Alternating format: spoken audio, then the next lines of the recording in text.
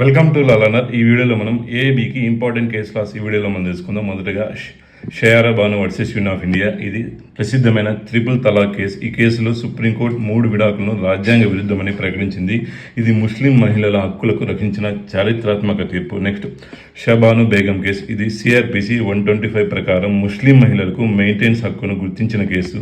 Court భర్త తన భార్యకు పోషణ అనేది ఇవ్వాలని స్పష్టం చేసింది ఈ కేసులో. Next Mohori Bibi versus Dharmodas Ghose. ఇది contract with minor is a void అనే సూత్రాన్ని స్పష్టం చేసిన కేసు. అంటే మైనర్తో కుదిరిన కాంట్రాక్ట్ చట్టబద్ధంగా చెల్లదని కోర్టు ఇచ్చిన తీర్పు. Next Hadley versus Baxendale case. ఈ case section 73 of Indian contract act unliquidated damage ప్రిన్సిపల్ను వివరించింది. అంటే నష్టపరిహారానికి సంబంధించిన మౌలిక నియమాలను ఈ తీర్పు స్పష్టం చేసింది. గ్లూసెస్టర్ గ్రామర్ స్కూల్ కేసు. ఇది డామ్నమ్ సైన్ ఇంజురీ అనే లీగల్ ప్రిన్సిపల్ని వివరించింది. అంటే నష్టం జరిగిన హక్కు ఉల్లంఘన లేనప్పుడు అది పరిహారానికి అర్హం కాదని ఈ కేసులో చెప్పింది. Next Rylands versus Fletcher case. ఇది స్టిక్ లైబిలిటీ రూల్కు ఆధారం.